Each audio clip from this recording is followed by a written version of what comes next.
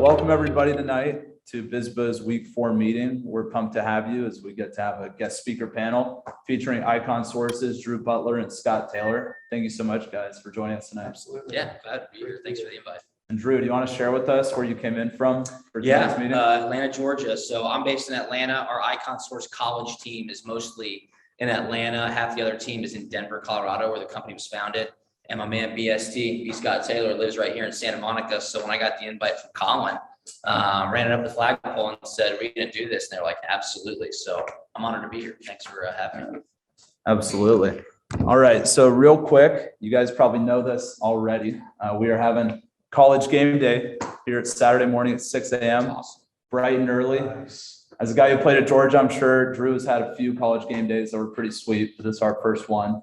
So we're pumped for that. Yeah, it's a blast. I mean, the energy around campus, especially starting tonight, heading into tomorrow, and then Saturday morning, it's awesome. And they were actually in Athens last weekend. That's Icon right. Source was in Athens last weekend. So it gets rocking. You guys are going to have a lot of fun this weekend. Yeah. We'll have some pictures of the Icon Source bus up as well later that too. Do you got anything to motivate these people to wake up that early? Because I know you got to get in at like 5 a.m. or something like that. Make a good it? sign. Yeah, make a good sign. Get creative. Obviously, y'all are smart. You go to UCLA. So, Close. yeah. UCLA. We'll cut it. We know that. We'll cut that. You guys all going to the game? You're going to be there early? Yeah. Absolutely. If you make a sign for Icon Source and you take a picture of you behind game day, I'll definitely flood you some cash. Oh, yeah. Yeah, there's no doubt 200 about bucks. In the new NIL world, you can do that. that. $200. $200. There you go. Absolutely. Absolutely, $200. We love Icon Source. Yeah. And a koozie. Yeah, we love to hear that. And a koozie as well. All right, Nick, can you show our agenda real quick as well, if possible, Yeah. please?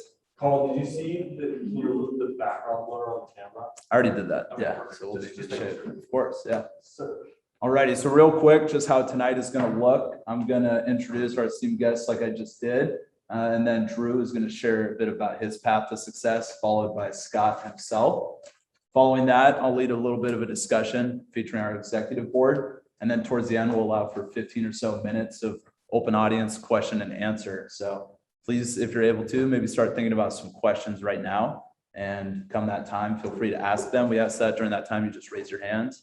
Or if you want to join in our Zoom, or for the people on the Zoom, feel free to throw those in the chat. And then at the very end, we'll go over our next play and some other announcements. But what's most important is our guest speakers for tonight. Nick, if we could see Drew's resume, that would be great. So real quick, who's Drew Butler? Well, Drew is an alum of the University of Georgia, where he studied and got a Bachelor of Arts in Journalism and a Master of Science in Communications. And also, before diving into what else he's been up to, he is currently the Executive Vice President of the Collegiate Division over at Icon Source. Some other former stops that he's had in his professional career include 5 years in the league, which is pretty sweet. Some of those stops included the Pittsburgh Steelers, Detroit Lions, Chicago Bears, and Arizona Cardinals. We'll definitely have to hear. Actually, real quick, which was the favorite stop? Yeah, Pittsburgh is obviously one of the most historic franchises in the NFL. We weren't necessarily too good when I was there, but when I went to Arizona, Scottsdale, Phoenix area, a lot nicer than Pittsburgh. And we went to the NFC Championship. We were 13-3. Got to play with Larry Fitzgerald, Carson Palmer, Dwight Freeney, Tyrann Mathieu. Just a lot of fun. Winning football is really fun, and we won a lot of games that year, so that was fun. That does sound like a great time. it was a painful title game. Yeah, absolutely. Who's the QB of Pittsburgh? Ben Roethlisberger. Really? Yeah, so that was my rookie year. Played all 16 games for the Pittsburgh Steelers. I mean, they love the Steelers. It's like the hardest ticket to get in town. They eat, sleep, and breathe Steelers football. It's like being in a college town again around NFL football. Arizona's not like that. I mean, when the weather starts turning late fall, it's hard to get people to come to a football game if they're not interested in the product. There's so much to do. The weather's so nice. But we had a lot of fun those 3 years when I was in Arizona. Get a good amount of golf in too, I assume. Yeah, I do love golf, and Arizona is like the best place to golf, I think, in the country. So it's awesome for sure. Doesn't get better than that. We appreciate it. Some other functions that Drew served in also include being a former director of business development at Compass Family Offices. And he's also currently a host and analyst for Campus Lore Live and creator and host of the Punt and Pass podcast with University of Georgia and NFL QB, who was a former teammate, right? Yeah. Aaron Murray. And I would highly advise all of you to go listen to that. That's fine. I've been a subscriber actually for the last couple of years. And I'm just Awesome. making sure to be caught up to speed on some of the current episodes. They also got some good picks in there too for if Yeah. you're looking to get in on the action for all the weekend's games. Really? Do some picks. Oh, Yeah. yeah, we got you dialed in. Yeah, it's been a lot of fun. Punt and pass has really been an awesome passion project. We started that 5 years ago. My buddy Aaron Murray and I, we kind of said, hey, we see there's a little bit of a void of like recent players talking about college football. A lot of coaches, a lot of analysts, some of them farther removed from the game than we were at the time, which was just a couple of years. So we did it, and we've been going 5 years strong. We've got some great partnerships with advertisers. We've gotten over 2 million downloads now, so it's fun. It's awesome. Yeah. You got to get to know their mortal locks. They might just help you guys. So. Yeah, absolutely.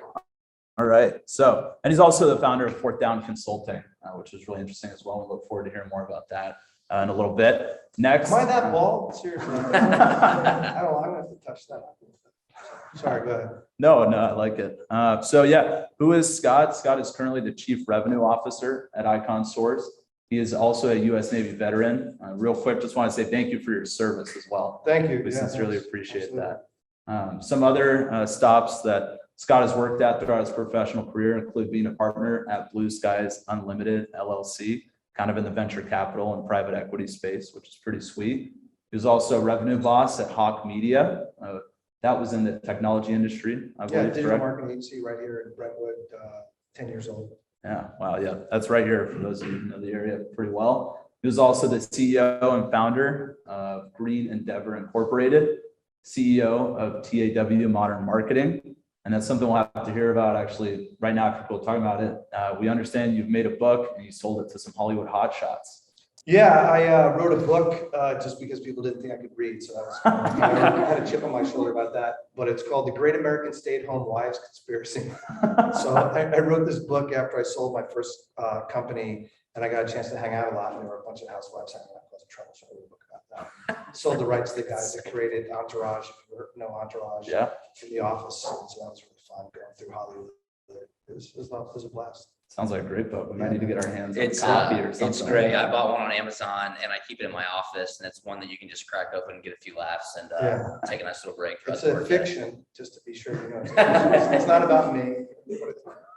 So the opening page says, "Honey, I love you so much," and I know some of these stories are wildly similar, but I promise you, this is not about you. It's Yeah, so funny. it's not about you. It is hilarious. You need to buy it. Love to hear that. So yeah, if you guys couldn't tell, we got jacks of all trades up here doing some pretty impressive stuff.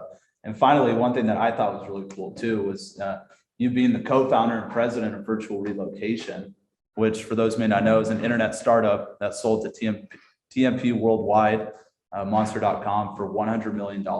Yeah, back that in was when 2000. $100 million was like some money. Now people are like, what's $100 million? We have a $5 trillion budget that's going to be passed. So that was fun. That was my first real company, and it was when people didn't know if the internet was going to be anything. It was 1997, if you can believe it. No Facebook, no Google, no anything, and it was pretty fun. I would advise start something with a complete reckless abandon. See what happens. We might get lucky. We like that. All righty. Well, without further ado, Drew, I'll start off with you first, and then we'll go over to Scott. Can you share with us just a bit about your life and what's gotten you to where you are today? Yeah, sure. I'm from Atlanta, Georgia, actually about 20 miles north of the city. Got the opportunity to play football at the University of Georgia. My parents all went to Georgia. My sister went to Georgia. My dad actually played football at Georgia and for 13 years in the NFL. He's the only kicker in the College Football Hall of Fame. He won a Super Bowl with the Chicago Bears, 1985, one of the best teams ever. That was his rookie season. So he's got some great stories in that regard. I grew up never playing football, wanted to be a golfer, thought I was going to go to the PGA Tour, loved soccer as well. Went to a brand new high school, and the football team, all my buddies were on it, right? We were all freshmen the year the school opened. They lost a couple of games their first season because they didn't have a kicker, and they kind of peer pressured me into coming to play football. So I said, you know what, let's give it a shot. Sophomore year of high school was my first year ever playing football, even though growing up in a football family. I just fell in love with the game. Really loved kicking. Second game of the season, the linebacker who was the punter planted his leg, tore his ACL. They said, Butler, get in there. I've never punted before in my life. And I fell in love with punting even more. So was blessed to go to a great high school with a lot of talent around. We had a bunch of teammates who ended up playing in the NFL as well. Cameron Hayward was a high school teammate of mine. We grew up together. He's the current team captain for the Pittsburgh Steelers. So when you got guys like that at your high school, college coaches start coming around. I was fortunate enough to backdoor my way into a scholarship at the University of Georgia. Played football there for 4 years, and then was able to go to the NFL. So I played for 5 years in the NFL, notably for the Steelers and the Arizona Cardinals. And I just love football. I think that's a key aspect because when you get into professional football, even sometimes at the college level, guys play because they know they're good at it, because they know they can make money at it. It's obviously a very, very high honor, but with the dollars that are out there, it's a great opportunity for people to get a massive head start in life or never have to play football again. I'm not that way. I watch football every day. I still follow all my favorite teams. I just love the game. I really do love sports. So I knew that I was done playing football in 2017. I wanted to stay involved in sports. I got my journalism degree from Georgia, knew that I wanted to get into media some way, somehow, kind of started carving out a niche for myself in the digital space because I met with a broadcasting agent when I was kind of bouncing around in 2013. I wasn't with the team that year. And I was like, hey, I want to get into sports media. He goes, cool, where's your resume? And I said, well, I don't have one. He goes, all right, come back when you have a resume. And it kind of shocked me because I thought, hey, I was in the NFL, played college, I got these awards. I thought I had some juice. He shooed me out of his office. And I said, all right, that's a good learning lesson. I reached out to one of my friends who was running the most popular Georgia football website. And I said, can I work for you? I still want to play football, but I want to write some articles. I want to host maybe a syndicated radio show. He's like, yeah, sure, let's do it. That was a huge help for me because I got 3 more years in the NFL and I was writing articles and hosting a radio show from my house in Arizona, just building my resume, getting reps in. When I was done playing football is when I started the podcast that I was telling you guys about before we started tonight. That parlayed into some hosting opportunities in the digital space with some college football shows, which has been awesome. And the most recent one I'm doing right now, which is a lot of fun, is one called Bet Online All Access. I do it weekly. It is a blast. Sports gambling is obviously exploding right now. So that's been a fun one for sure. When NIL was being announced 2 years ago, name, image, and likeness, the rule change, which was being said from the NCAA, hey, we're going to allow student athletes to make money off their name, image, and likeness. I thought to myself, man, this is going to be the biggest change in college sports in 100 plus years. I knew a bunch of student athletes who are still in school. I knew how it would have affected a lot of my friends who were student athletes when I was in school with them. And I thought to myself, I got to get involved. This is something I'm passionate about. I think it'd be a great way to stay involved in sports. So I started thinking about ways and reading into a lot of the rules and regulations about how this is going to look. What is going to happen here? Most importantly, how are the student athletes going to get paid? Right? When I ask student athletes, and I talk to a lot of them all the time, what's the most exciting thing about NIL rule change? They say one thing unanimously: the opportunity to get paid, right? That's the best part. So I said, cool, let's help these kids do it. The rules specifically said the schools can't help you get paid. So that right there is a huge issue. You guys are so busy. We all know that. The 20-hour rule, come on now. The 40-hour rule is what it is. 7 a.m. to 10 p.m. There is no time of day where you guys can go source deals, vet contracts, process payments, take all that information if it were to happen right and give it to compliance. I said, we got to make this easier for student athletes. I was thinking about some ideas on my own, and a friend of mine at Georgia actually reached out to me and said, you need to check out this company called Icon Source. I came across it on LinkedIn. It sounds exactly like what you're talking about. So I looked up Icon Source. I saw what they were doing in the professional sports world. They had thousands of athletes, a lot of action sports, Olympic sports, baseball, football, basketball players. And I said, this is awesome. They're working hand in hand with agents to bring them more deal flow to their athletes and use software to facilitate these endorsements. So I reached out to the CEO and the founder on LinkedIn. I said, hey man, love your platform. This looks pretty brilliant. Have you thought about how this could be implemented next summer when the rule changes July 1st, 2021? He said, yeah, we're thinking about it. Call me. Called him. 6 months later, we had met. I found out he's from Atlanta. We had tons of mutual friends, had never met him before in my entire life, had actually been at a party together in Detroit when I was with the Lions that he threw. We never even knew it. And at the beginning of this year, they invited me to come run the college division. So it was really, really cool. It's been an absolute blast. And the reason why I joined Icon Source, obviously they invited me, which I was highly honored for, but was the people. You know, Chase was he ran Red Bull's athlete marketing program for 7 years. So he's done hundreds of athlete contracts across 40 different sports with the biggest talent in the entire world.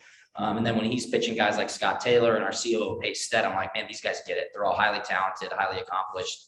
I'll hitch my wagon and come along for the ride. So sorry to talk your ear off, but Good get for Icon Source. yeah, that's where we're Huge at get right now. for us. Seems like it, yeah, and absolutely, when you enjoy the people you're working with, it makes the work a lot easier, so that's good to hear. Yeah, man. Thank It you. really does. Scott, I guess same question for you, if you want to share with us kind of your path. Well, I'm not as to- young as Drew. My NFL career was chopped off pretty quick. I have skinny ankles. These ankles let me down in the clutch. So I never made it to the NFL. But no, my journey was a little different. I grew up in New York, right outside of New York City in Westchester County. Single mom, poor, pretty much. She worked 3 jobs, and but I lived in an affluent area, and I kind of had big dreams. I did really poorly in school. I was telling you guys before, I was getting like D's and F's. And I went to Catholic school, so nuns would beat me up for the first 8 years of my life. They don't allow me to do that to you guys anymore, but that was pretty fun.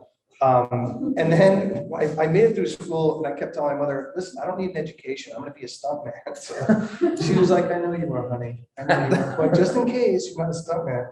I never ended up being a stuntman, as it turned out, which is really weird. So I went into the Navy, and when I went to the Navy, I got to meet a lot of really interesting people. And that was really when I started to understand that getting to know people, talking to everybody, any moment that you have to sit next to somebody and say, hi, who are you? What do you do? Everything is about who you know. Everything is about getting along with people. It's all about communications. I mean, if you start to travel around the world, you'll see that we're kind of all the same in a lot of different ways. But you have to bridge that gap. You have to kind of make that connection. So the Navy for me for 4 years, I was a jet mechanic. I worked with kids from all over the country, from all different walks of life. Huge opportunity for me. I got out of the Navy because I could speak in fluent sentences and use an occasional linking verb. They thought I was really smart. They wanted to nominate me and send me to the Naval Academy. And I didn't go. I wanted to get out, and I was so hungry to kind of, start making money. So I got into sales, and I worked for 3M. Had a very glamorous job selling copiers for straight commission on the streets of New York. So I was working Queens, South Bronx, Red Hook, Brooklyn, and I was this freaking little dude in his JCPenney suit trying to hustle copiers. People were screaming, chasing me out of buildings. Taught me resilience. 3M was a great company to work for. So it was kind of like going to the Wharton School of Business, because it taught me a lot about people, taught me about sales and communications and working hard. I got really lucky. I was a top salesman in the company, so I won, and I got trips and went away. That was my first experience of kind of, if you work hard and you're successful, you'll get rewarded for it. And I saw a very direct relationship with that. So my business career kind of, I won't bore you with all that, but I've done a lot of stuff. I've been a stockbroker. If you guys seen Wolf of Wall Street, I was working for a company called Payne Weber right when like that dude was working and the market crashed, but I didn't go back. I left and went back to 3M. Then I got into telecom. I started understanding that sometimes, as Drew pointed out, you'll find people that you want to work with, and you kind of sense an opportunity. You find leadership that you really know you can learn from. And I took a job with a company called MFS, and I was in my late 20s, just starting out, married, having started my family, and I had a really good job. And I left that job, took this job. I was one of the first 40 employees hired, but the leadership was really strong. The idea was strong. They were going to compete with AT&T and MCI and some of these companies you might have heard of. Back then, AT&T kind of had a monopoly, and then they just kind of broke that up. So I took this job, one of 40 employees. Within the next 3 years, the company grew to 3,500 employees, and we sold the company for $15 billion. And that gave me some flash money, because I was like a middle manager kind of guy. So I took that money and I said, this is my real chance to get out and try to do something. So I wrote down a list, which I still have today in a little glass frame, of what I'm going to do. So I wrote down all these different companies that I might start and what I wanted from the companies. I want to make $200,000 a year, and I wanted to do all these things. And on the last line, I kid you not, it said internet, because this was like 1996, 97. And I thought that could be an opportunity. So I quit my job and started an internet company called Virtual Relocation. Virtual Relocation was real boring. It helped people move. So if you want to move anywhere in the world, if you can imagine, back then when I moved my family, you would have to get your buddy to send you a newspaper. You start looking up like for rental properties, like all this stuff, right? So it turned out that when I went out to raise money for my genius idea, everybody thought I was stupid. I went to Sequoia, I went to the biggest venture firms, I talked to people. They're like, dude, no one's going to go online to move. No one's going to go on this internet thing and try to buy a house or rent an apartment. Like, you're a moron. I can't believe you quit this job. So all my plan B, plan C, plan D, all went out the window. I got double mortgage on my house. My wife is like, are we okay? You know, yeah. I kept her going to this country club. Like when I was making money, I'm like, if she gets cut out of the country club, I'm a dead man. She's gonna start asking real specific questions. I was like not paying this bill so I could keep paying for my like dues like at the club. And then God is good, man. And this accountant felt really bad for me, and he knew they were going to shut my Amex down. I had a trade show to go to, my mortgage ticket, and I must have looked so pathetic. And he was just like, "Listen, man, like I don't know anything about this internet thing, but like I can cut you a check for like 20 grand." And so he cut me a check for 20 grand. We got to pay the Amex bill, and then 2 years later, I sold the company for $100 million. So that was fun. Being able to do that is really fun. Yeah. You know what I'm saying? Like I do a deal at the Delta Sky Club at Portland International Airport. I'm driving home in my car. Anyway, no, something's gonna happen. Something's gonna go sideways. And so I got to experience that. And after that, I got to experience a lot of other amazing things. I started a bunch of other companies. I wrote a book. I had a radio show, and I got to invest in startups in 2007 when the market crashed. I found out what it was like to lose millions of dollars a day, which is awesome. Don't do that, but talk to people that have done it, because it is actually a thing that happens. But when you come from nothing, that's one of the other things that I think entrepreneurs, if you come from nothing, or if you've had a lot of hardship in your life, what are you going to do to you, right? Like, what's somebody going to do to you? What are they going to take from you? What kind of thing can they do? So hardship is a gift. Look at hardship and failure as a gift, because the more hardship and failure that you experience in your life, the more courage you're going to have to do things that you really want to do. And it's people that don't go through that, unfortunately, that really have a disadvantage, because you're always going to wonder, can I do it? What happens if everything goes sideways? And I'm telling you, from somebody that has had a lot of things go sideways, the sooner that happens to you, the better off it is for you in business, because you realize your courage, you realize your friends, you realize your family, how important faith is. And you'll get through that. So that's been my story. Now I get to work for Icon Source. Think about this. My kids, we were talking about this. I sponsored a Formula race car with Kanye West, Rodney Peete, and Marcus Allen. And I got to do all these things just from taking risks and like coming out on top. Icon Source, I get to work with guys like this, the guy that founded the company. They're a bunch of kids. Now I had to go to a freaking tailgate party at the University of Georgia. And talk to my kids are like, well, I don't even know what you do. How can you know that your job is to go to a tailgate party? What? Yeah, buddy. And I'm like, or you can go work in a factory, or you can go work being something else, do another job. But you know what? It's all up to you. So, I'm proof of you can be a knucklehead and still make a couple shekels and have fun. Do what you do. Yeah, absolutely. This is all really good stuff already. We appreciate it. Real quick as well, thinking about some of that stuff, handling rejection when you were at 3M and perseverance and things like that. I'll ask this to Scott first, and then same for you with your football career. Where do you find that ability to persevere, and what keeps you going? And how can we similarly try and? I think that you all probably have influences in your life, whether it's your parent, an aunt, an uncle, a friend, somebody that went through hardships. You kind of got an opportunity to watch them and how they deal with it. And I had a single mom, so I had a mom that never complained. My mom was like, you hear all the time, mom. My mom was an amazing influence because she never complained. My dad left when she had a bunch of kids, left her high and dry. And so when you have examples like that in your life, it's a big deal, right? It really is, it's humbling, but it gives you confidence again. So I think it was my mother who really instilled that, you can bitch about things, you can complain that life's unfair. My mother, I'll do this regarding this. My mother had 3 pillars that she lived by. First, she told me life's not fair. Second, because I said so. And the third was, I'll give you something to cry about. Those are like 3 pillars. And they're very simple, very non-sophisticated, but that was an influence on her. Absolutely. Yeah. Appreciate it. How about for football? Yeah, football obviously been cut many times in the NFL. My wife moved to New York City. She left her dream job. She was working for the Today Show. She was journalism student of the year at the University of Alabama. I went to Georgia. We talked about that, but I got her out of New York. We had just got engaged. So she left. She's coming to Pittsburgh. Her mom comes in town, moves. I'm like, this is awesome. First day of the season, I walk into the facility. I just made the team. They cut me right then. Oh. That was a tough phone call to make to my wife. And I'm like, what are we going to do? Right. Well, she just left her job. Obviously I had 1 year in the NFL, so it wasn't like I was just kicked out on the street, but I was like, I still want to play football.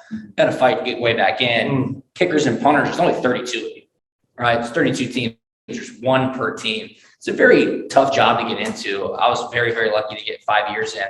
But it's hard, man. I mean, you get kicked down so much. And like Scott said, I think it's grit, and you can read a lot of books about grit. Is it taught? Is it learned? Can you build up grit?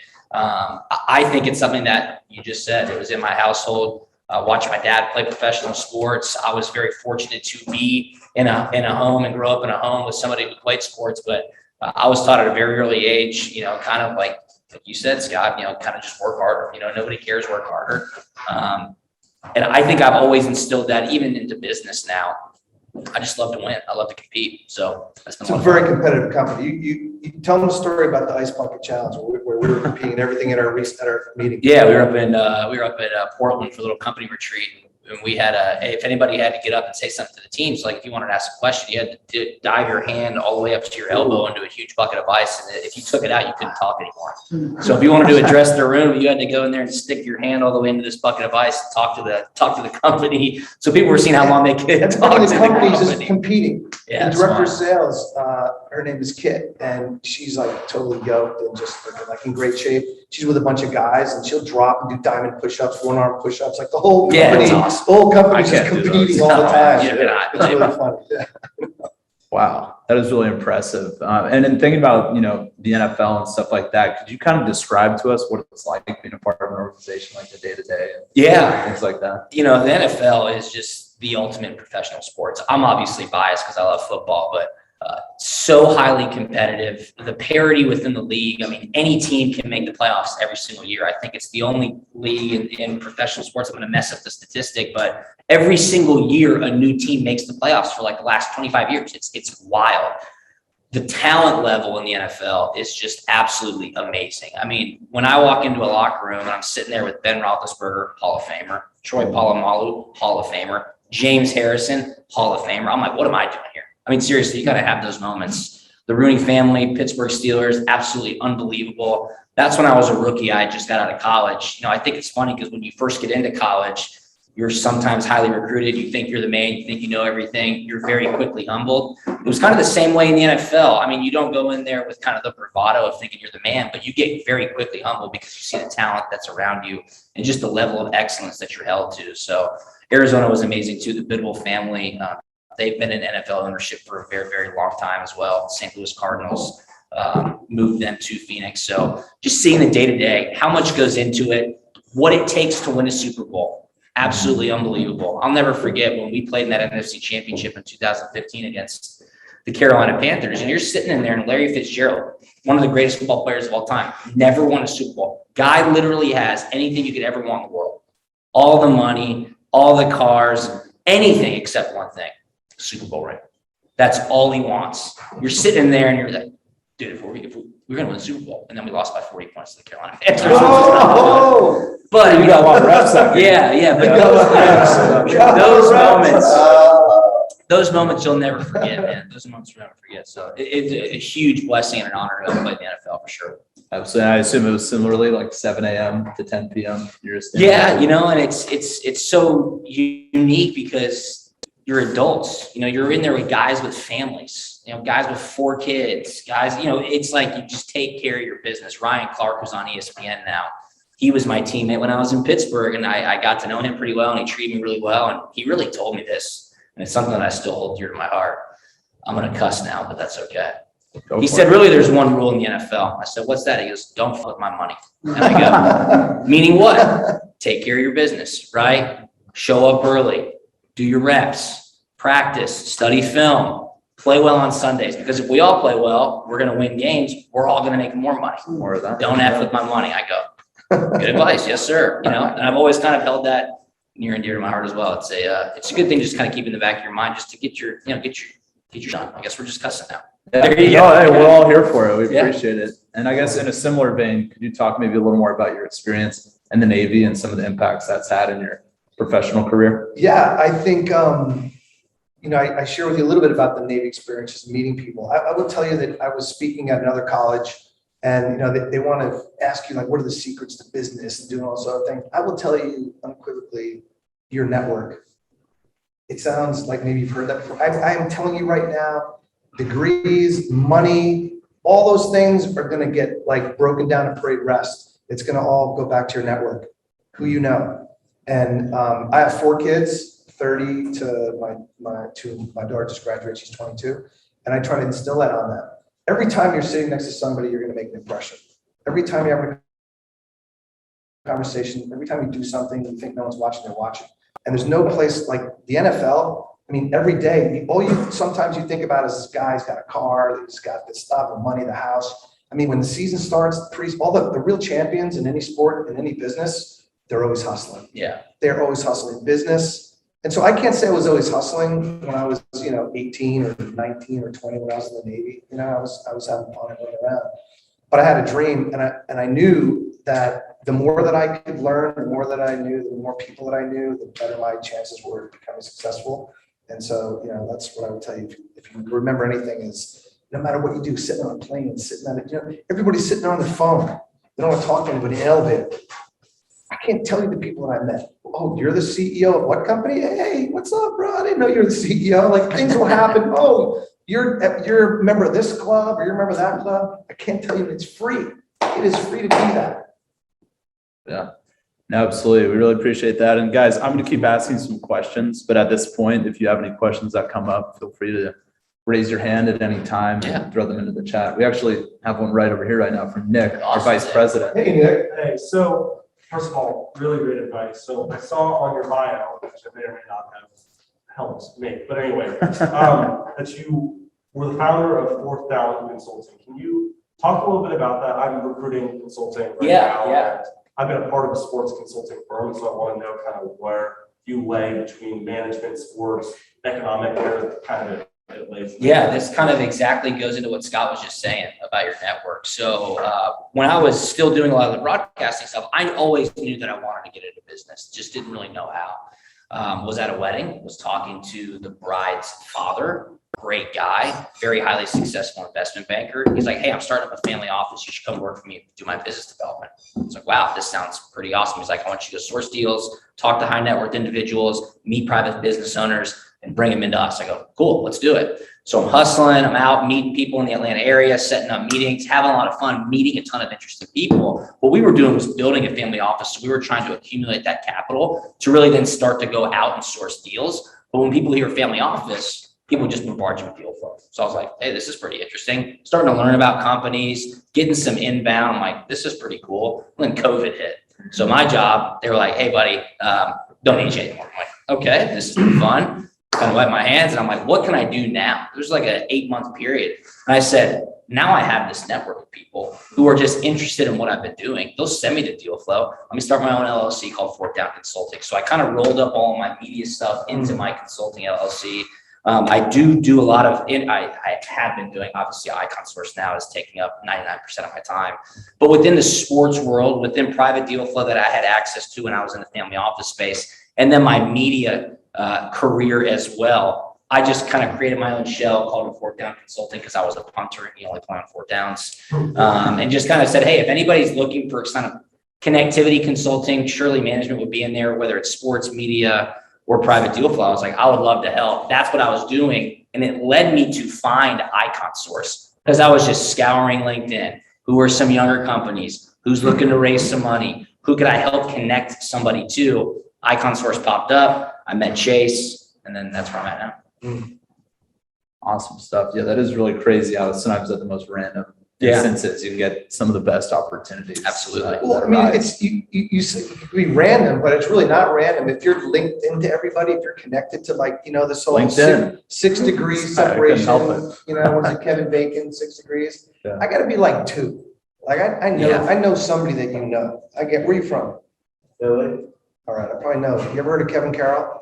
You got Kevin Carroll? I bet on LinkedIn you can start finding. But I'm saying, I'll bet you that if we talked for a while, I would probably connect with somebody that you know in Philly. I know people in Philly, and it's amazing, right? Love it. The network is really you create a small world. So you start going, wow, can you believe that he ran into this guy? He didn't really run into anybody if he was like a field sitting, doing nothing. Yeah. Not like meeting and greeting people. And if you don't do that, then you're going to realize that life isn't so small. That life is huge. I don't know anybody. And so the more people that you continue to meet and greet, the smaller your world gets. And you're like, wow, just 1 degree, 2 degree, 3 degrees. Yeah. And actually speaking of that too, part of why we're able to even have this tonight is because one time my dad was listening to the radio, Sirius XM, like ESPNU, just talking about college football. lo and behold, this guy is featured on the show. My dad shoots me a text saying, hey, there was this fantastic speaker talking about NIL and things like that. Next thing you know, the same day I hit you up on LinkedIn. Yeah. Got a couple informational interviews in and started developing a professional relationship stuff and stuff like that. And here we are today. So Yeah. No, that's it really great. is I cool mean, how it works. to give you credit, I'll just give this short story. Bob Parsons, who founded GoDaddy.com, multi-billionaire, started the company PXG Golf, sells his golf clubs for thousands and thousands of dollars. When I was playing for the Cardinals, we all got invited to his grand opening. So we go to the grand opening, champagne, Golf Channel's there. Who's who? Ray Romano's there. George Lopez is there. Larry Fitzgerald's there. Like anybody's there. So he starts at 6:30 p.m. TV cameras are on. He starts running down the list. Who's here? Hello, hello. Starts going through the Cardinals. Is Larry Fitzgerald here? Larry's here. Is so-and-so here? Not there yet. Is Bruce Arians here? Not there yet, head coach. Is so-and-so here? Not there yet. You can see he's starting to get kind of pissed off. He goes, is Drew Butler here? Nobody knows who I am. I look at my wife, I go, here. He looks up and he goes, Drew, 90% of success in life is just showing up. And I go, yes, sir. Got to meet him 2 more times after that and play ball with him. Told that story. He's like, hey, You get clubs? no, I wish. He goes, that's real advice. He goes, that's true. Yeah, Just show up, absolutely. man. Make yourself available. I love it. Absolutely. I like that. And I've also heard plenty of stories too of Bill Belichick in his locker room. He preaches Oh, yeah. the best ability is availability. No doubt. And just being there and showing up to things. So credit to you guys for Yeah, being here thank you tonight so as much. well. Absolutely. For the people on Zoom too, which we definitely appreciate. What's your handicap? 2. Wow. Is that good? That's really. Guys, you guys might see him on the PGA Tour and Those are Yeah. like who knows? 8 or 9. Those are like 8 or 9. That's because when you retire, you get invited to go play golf for free all the time. Yeah, man, I try. I wish. All right. Well, and thinking about some of these student athletes and stuff like that, and for others who are maybe more casual athletes that are interested in the sports world, what advice would you share with them on how they can prepare to enter into that space and stuff like that? Yeah, sports is highly competitive. I think that's why you play sports. And that's probably why you would want to get into the sports industry. What I have learned dipping into the sports industry with Icon Source is that there are so many different ways you can get involved in sports business. I think that's really fascinating. Obviously, NIL right now is a super hot industry. Everybody's really, really focused on it. It's getting a ton of headlines. It's highly competitive in the sense that new companies are popping up. A lot of people are trying to raise money. There's like kind of this race for a big land grab to try to get out there and plant your flag in the ground. And I've been really lucky to hitch my wagon to Icon Source because they've been around since 2018, right? And Chase has relationships with all the biggest agencies in the country. We talk with CAA every day, Wasserman, IMG, Athletes First. Luckily, I know some of these agents myself. I know some of the players that they represent, but we really want to help these agents get more opportunity for their clients. I always tell agents, you should put your clients on Icon Source just like a real estate agent puts a home on Zillow, just like a vacation homeowner puts their property on Airbnb. It's a marketplace. Make them available. Scott's out there leading the sales team. These guys are just grinding, calling up thousands of businesses saying, hey, are you interested in working with an athlete? Have you ever worked with an athlete before? Are you aware that you can now utilize a student athlete at your local college? And they're going, wait, what? Hold on, huh? Yeah, let me show you this badass platform where you can create any type of opportunity, get the contract, process the payment, they disclose it to compliance, and you're off to the races with a brand new marketing campaign. It opens everybody's eyes, and it's really, really exciting. So I know I just kind of pitched Icon Source right there, but sports business, there are so many different ways you can get involved. And if you love sports, you can stay passionate with it, and then it's not necessarily a job, but it's something you're enjoying doing. Yeah, absolutely. That's definitely a goal. Do you have anything like No, I that? was just thinking that, if you're an athlete and you're looking for endorsement, some of the college athletes you run into, they have crazy uncles that think they're worth like $50,000 to like post something on Instagram with their 4,000 followers. And you're like, bro, what? Yeah. So again, going back to what I was saying before, I took some jobs that were kind of a step back a little bit, but you identify a company that you really admire, that you want to work with, that you could see yourself working with, do whatever you got to do for them. So I'm trying to tell these players, like, forget about the money today. Yeah. You're probably not going to the NFL. And if you don't, or whatever, professional league that you're playing that sport right now, create those relationships. You know, this is an opportunity for people to do that and get paid and whatever that payment form is, take advantage of that. We're watching some people that are just a little out of touch, but again, this is July 1st. Yeah. Do you guys see Real Sports, by the way? Tuesday You guys night. watch Real Sports with Brian Gumble? It Really? Sounds like we should. What kind of though. operation you guys run? Real Sports HBO. Maybe you don't have HBO, but you can probably hack into somebody's HBO. Real Sports with Brian Gumble. They do great stories like 30 for 30. Yeah, it's awesome. We were just featured a couple nights ago. We did the first NIL deal in the world. It was in Times Square. We rented the big screen. Here. Yeah. Yeah, man, like with the Cavender twins. I don't know if you know who they are, but they're two girls that play basketball for Fresno State. And just as an example of like reckless abandon and really trying something, when we pull this thing together, you're not allowed to do anything until July 1st. So 12:01 a.m., we had to bet that 12:01 a.m. these girls would show up and we could make them an offer from the platform with Boost Mobile, because we couldn't do anything before that. Otherwise, we would have been out of Cal, right? So we ended up doing this deal. We were pitching media. Think about this. Media, we were saying, hey, at 12:01 a.m., we're going to be pitching this deal. Do you want to be in on it? They're like, yeah, I don't know. We don't know. Like, what's NIL? This is CBS Sports, this is ESPN, Sports Illustrated. All these people, they're like, yeah, I don't know. Yeah, I don't know. So we booked tickets. We have spent, just if you wanted to put your picture on Times Square, it's 20 grand for an hour. So I don't think it's that bad. Yeah, I was One pretty of the most surprised at that yeah. also, yeah. 20 grand, Better not bad, price. right? And that is a massive It billboard. wraps like the whole, Yeah, it's the big one. that's not in a Times small, That's ticker. vital. Yeah, but we had no commitments from any press going into it. At 12:01 a.m., we do a deal with Jackson State, first HBCU also, with this small company out of Cincinnati called Three Kings Grooming. And, then Boost Mobile, it was amazing. And then all of a sudden, they started trickling. Then that day, we got 3.2 billion views of media that had Icon Source on it. So think about that reckless abandon. We get on a plane, we go someplace, so far no one is committing. And when we get there, the Cavender twins are on every single show on the planet. Al Jazeera, CNN, CBS, NBC, ABC World News Report. Yeah, Boom. it was awesome. That was another kind of, maybe we screwed up. And then we didn't. It was Yeah. great. It was a turner. It made us the undisputed leader in NIL. Wow. That is absolutely incredible. And in thinking about NIL and stuff like that, could you maybe fill us all in on what the current state of it is looking like and maybe what you guys have learned over the last few months since it's gone into practice? Yeah, absolutely. I think it's just important to note off the top that NIL is very convoluted in general, right? Like name, image, and likeness, this brand new 100-day-old industry. Who does what? Are you educating people? Are you helping out from a marketing standpoint? Are you trying to tell student athletes how to build their brand? Are you a software company that's going to help student athletes disclose? Are you linking up with the university to help monitor what's going on? Are you a marketplace that's bringing deals? Like there's so much going on. And there are some companies that do just specifically education. There are some companies that partner with the universities to teach the student athletes, to disclose the information.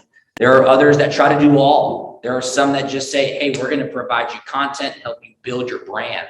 We are defiantly a marketplace. Make no mistake about it. We want to put money in student athletes' pockets, right? We want to connect brands with student athletes and allow them to capitalize on their name, image, and likeness. Create your profile. It's totally free.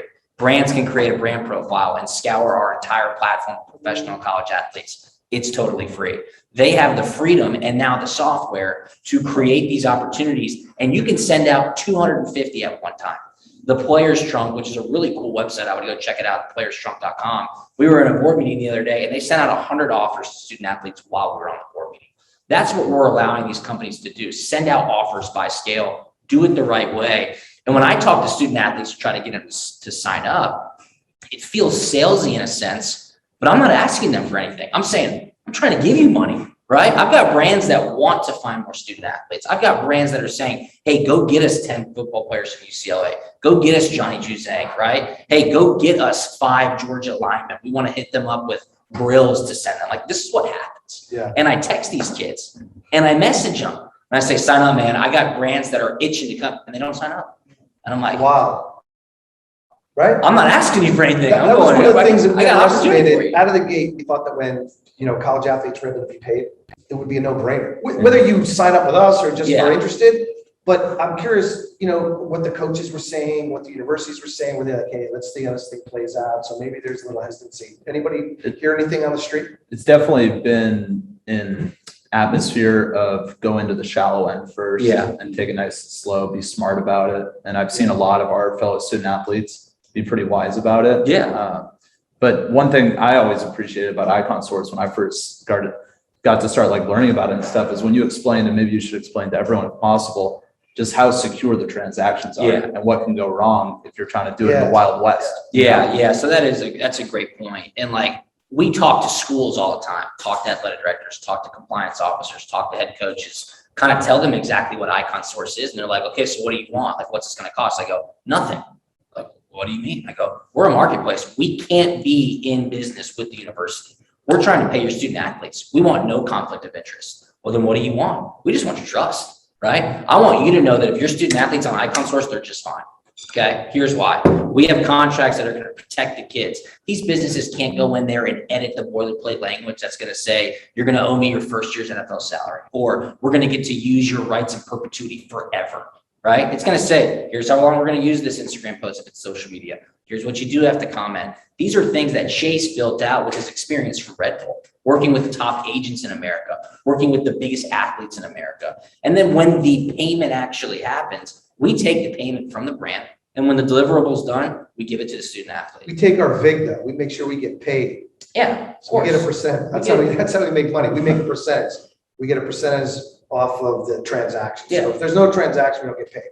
And it's fine. Yeah, absolutely. So the student athlete is always protected. And that's where we come to the student athlete and say, we just want you guys to sign up. Not exclusive. You can sign up for every other platform that's out there. Yeah. We just think that we're going to provide you with the best opportunity and be able to protect you the best as well. Yeah, because what can be unfortunate at times too, is I'm sure maybe you guys have seen already, it's like the case of people just making a casual deal over DM or something like that. Or, Yeah, it's a or nightmare. send me this money via Venmo or Yeah. whatever. And there's no contractual obligations there in the court of law Yeah, people and should stuff be like nervous that. about Whereas this that. stuff is like all legally verified and written up by lawyers and stuff. So Yeah. it's good to hear. We also have a question from Nick over here. David, So I've built a sports marketplace through one of my internships. And one of the things we talked about was where in the business model do you take from both sides? Because we were working with sports teams and often corporate partners. So it's similar with partnerships, but on a naming rights level as opposed to on a student athlete.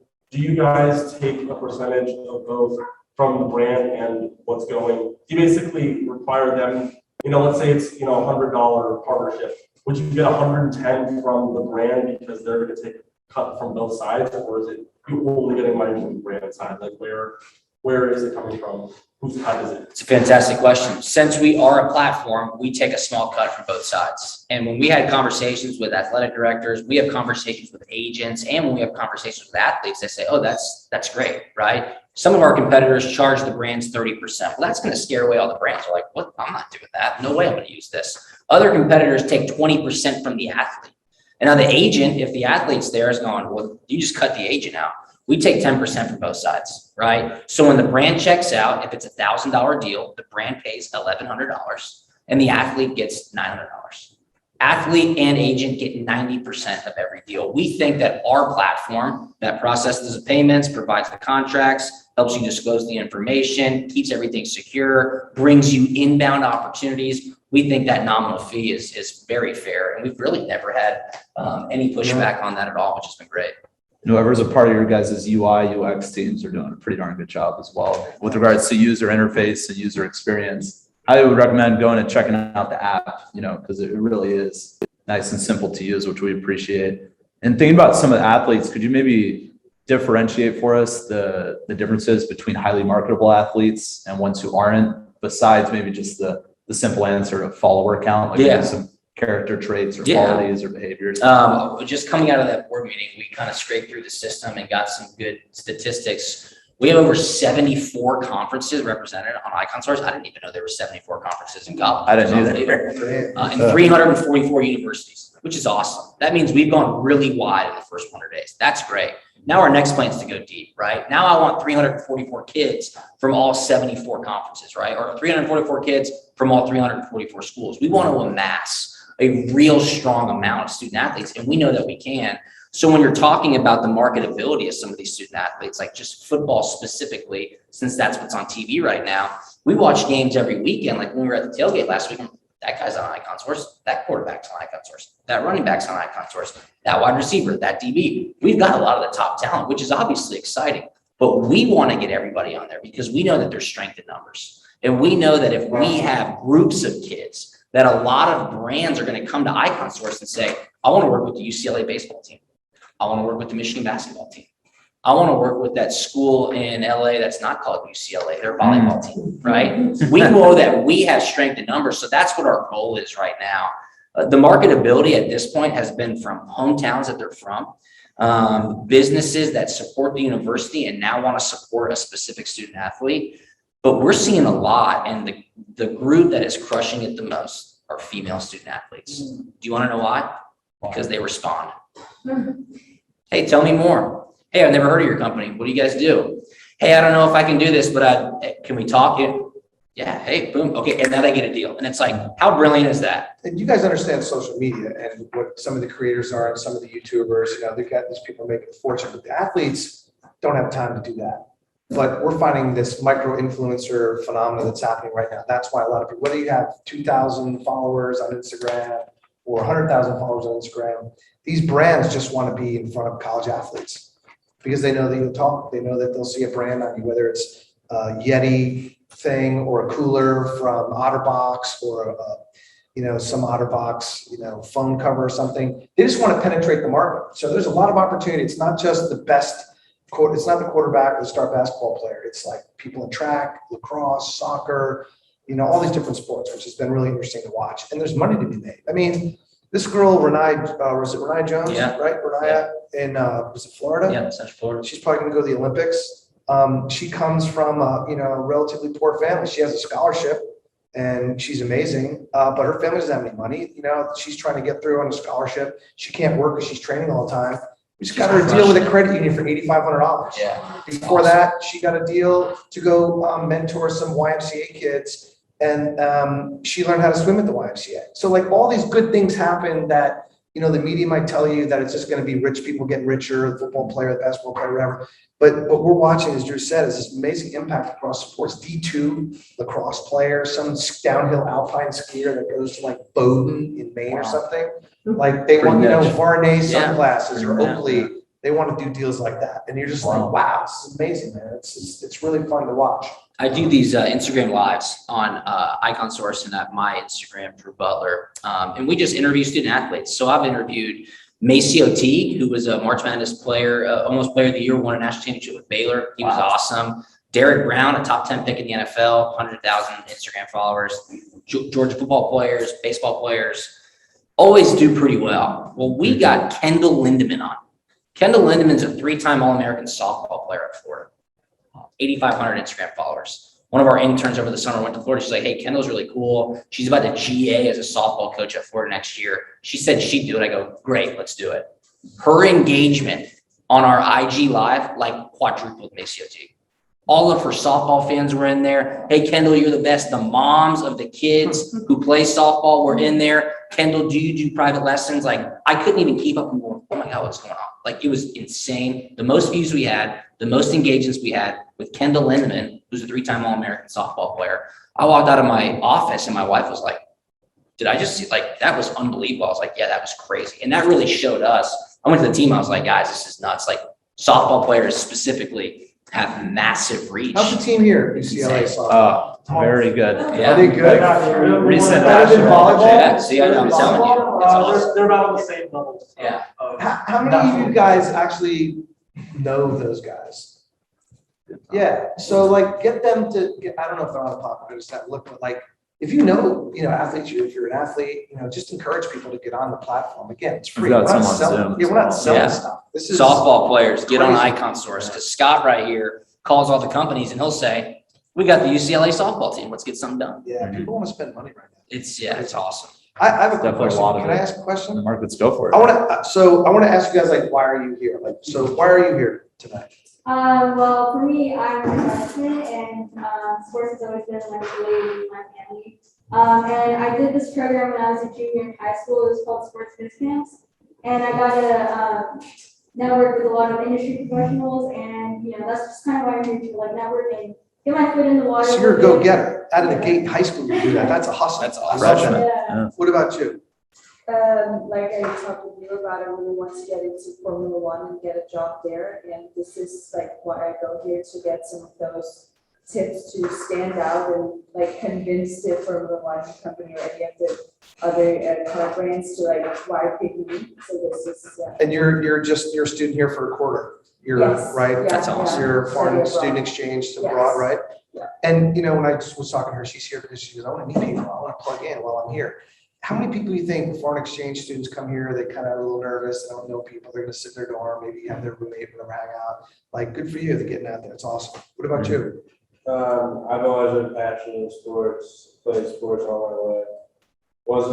Basically wasn't good enough to play college sports. Yeah, weak ankles like me. But, Blame it on the but ankles. definitely knew like I wanted to be involved in sports because when you work with something that's your passion, and then like that's kind of the goal of life. Absolutely.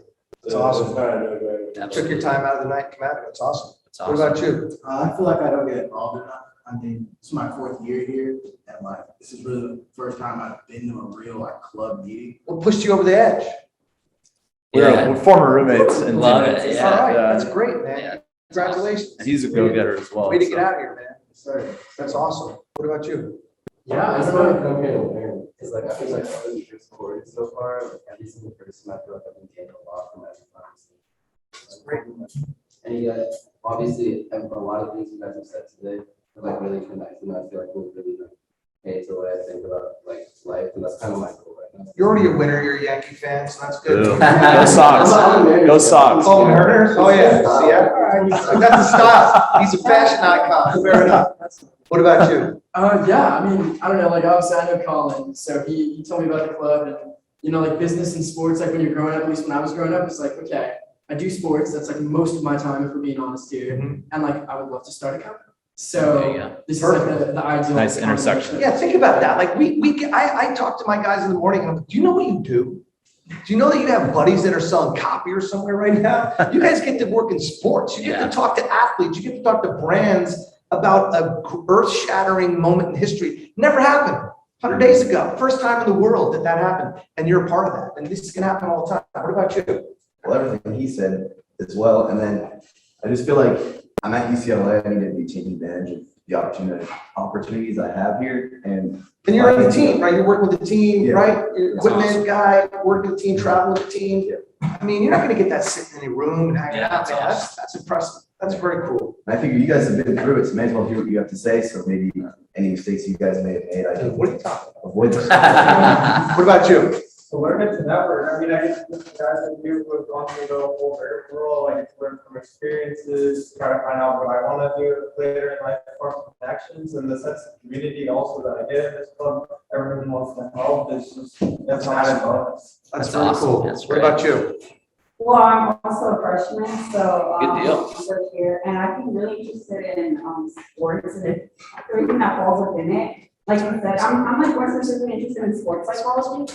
So it's like mental health with all that, and also I really want to learn about business, because I know it's like very complicated, but it sounds like a little bit too much. That's awesome, man. You just come here early, like you're freshman, and you're already doing that. That's great. What about you? So I'm also a first year, but I kind of have plans to go into law school, so we're Oh, doing the nice. legal aspect of sports, Yeah. like specifically representing athletes or like representing like stadiums or stuff. Just Very the legal awesome. aspect of sports. Do you mind if I do this? Do you have time? Or We can do one more. What I will offer is, for the After- formal part of the meeting, we will probably have to wrap it up soon. Okay. However, you guys are welcome to hang out and chit chat. Obviously, there's Yeah, a lot sorry, I of good don't things want be to take said. over, but I'd love to Great. hear after they do the formal part of it. I'd love to know why you guys are here too. You want to come talk about that. So that's really Absolutely. So one final question I would ask of you guys, maybe share with these people is, Yeah. obviously, we've heard a lot of great advice tonight. What's maybe an immediate action step or something, or that these people could immediately get working on and things like that? Any final parting words or advice? Yeah, you know, I think to Scott's point, and since you're all in college right now at a great university like UCLA, man, if you want to get involved in sports, go knock on a door. Any team here would take your help. Any team here would take your help. There is absolutely no doubt about that. Ray Fulcher, you guys may or may not listen to country music. He's a top country music star right now. He was an equipment manager at Georgia. He worked with the quarterbacks at Georgia. I was there with them. He came to Georgia. He said, I'm not good enough to play football. I'd love to get involved with the football team. Knocked on the door and said, what can I do? They go, some guy just quit yesterday. You can start working in the equipment room. Got to meet tons of great people. Now he's on like the top Billboard charts living in Nashville. Just never know what's going to happen. If you're interested in sports business, knock on a door and go get involved. Yeah, similarly, I think I wish I could come up with something completely different, but set goals for yourself about meeting new people and doing things, get outside your comfort zone. It sounds cliche, but I'm telling you right now, like if you say to yourself, I'm gonna talk to 5 people today that I don't know. Could be anybody, could be somebody at deli, could be somebody in the elevator, could be somebody in class. Just do that. Get in the habit of doing that. Think about, do the math on that. You know, and one day you're gonna wake up and this dude, this woman, this person is going to be the person that you need to talk to. And you're going to go, whoa. And they're going to go, yeah, and I remember you. You were cool. We were in school. You know, I was new. I didn't know anybody. And you came up and you said, hi, what's up? And I'm telling you, it's like amazing how important that is. It doesn't cost you anything. It'll be a great habit. It'll be a great habit. And then you'll have a lot of juice. I have a lot of juice because I know people so far. I haven't screwed anybody over. You know what I mean? Like I have a lot of equity. Gotta be a good person. Yeah, like, you know, you don't have to necessarily do a lot for people. You just don't want to piss people off. So I haven't pissed enough people off yet. I like that. That's it. Well, that's all been really interesting stuff and some great wisdom and advice you shared with us. Big theme, network. Definitely hammering that home, which we appreciate. So yeah, without further ado, just a couple final announcements. Nick, if we can show the Wasserman slide real quick. Just back. So Wasserman, just down the street, one of the top agencies. Is that their headquarters? Yes, I believe it is. And also our football center was donated by Casey Wasserman. It's called the Wasserman Football He's Center. on the Super Bowl. He's a chair of the Super Bowl. Yeah, baller. Oh, yeah. He's a baller. Yeah, absolutely a baller for sure. So for those of you, we've been talking about this for the last few weeks. They have an internship program in the spring. You can use this QR code. Yeah, you can use this QR code right here to submit an app. They're due on Sunday night. Would highly recommend going for it. You never know what could come of it. Yeah, Casey's dialed. He's a chairman of the committee for the Super Bowl, then the Olympics, and so there are tons of volunteer internships. Yeah, absolutely. And then Nick, if we could get the next slide as well, please. We also have an opportunity, as these guys were saying, in the athletics department. They're always looking for help and volunteers. They're looking for volunteer student assistant in their athletic communications department. Great opportunity to get some experience. They don't have a firm deadline or anything, but as we all know in life, first come, first serve. So I would recommend doing that as soon as you can. That's a great gig. Some of my best friends are sports information directors, communications guys. They know everybody and that they can keep you out of trouble too. So, right. And I assume get some good game day tailgating experience. Oh, as yeah. well. So that's very cool. And then, yeah, real quick, looking at our attendance policy, as you guys know, it's never fully required or anything, but it's definitely a merit-based system where when opportunities do arise, those who have shown up the most and stuff like that get first access to those opportunities, whether it be field trips, internships, or cool opportunities, you know, for meetings like dinners. You got some tickets to the games? And stuff like that. We might be full already, however, yeah, we can show up to game day together. I'll provide some breakfast or something like that, or some tequila sunrise or something. You know. I love that. So we can get that going. Looking at next week real quick, since we know it's midterms, there's no real formal meeting for next week. It's just going to be a casual office hours mini watch party. If you guys just want to come through, hang out, feel free to seek any advice from me and some other executive board members, whether it be resumes, maybe breaking down our meeting from today and maybe getting your stuff together so you can hopefully submit some materials to them and start working or something like that. Who knows? Internships. You know, Absolutely. and also just to hang out, watch whatever the best game is that night. Maybe Me and Thursday night Dodgers, Red football, Sox, game 5. World Series. Yeah, There you go. that would be pretty sweet. And then looking after that, real quick, just a couple weeks down the road. Nick, if we get our next slide for. We'll be hosting Jacob Ullman, who Drew actually knows himself because he's spoken with him a few times, especially considering his media presence with his podcasts and things like that. Jacob's a senior vice president of production and talent development at Fox Sports, who's also formerly coordinating producer for NFL Europe. Nick and I actually had the pleasure over summer of getting to go to an event with him and some other people, a part of West Coast Sports Associates. Oh, awesome. Which is a place that I interned at. It's a nonprofit down here with Let me tell you, a lot of good connections. This guy was able to bring Mark Sanchez with him. Very cool. Just for a nice meet and greet. He shared some great stories, especially about Coach O and things like that, because he was with him at USC. His So impersonation was hilarious. yeah, That's He awesome. did a Coach O impersonation. to get him to come to SC was like, we can win some games and eat some good gumbo or something like that. So some really cool stuff. But yeah, without further ado, thank you so much. Let's give these guys a hand.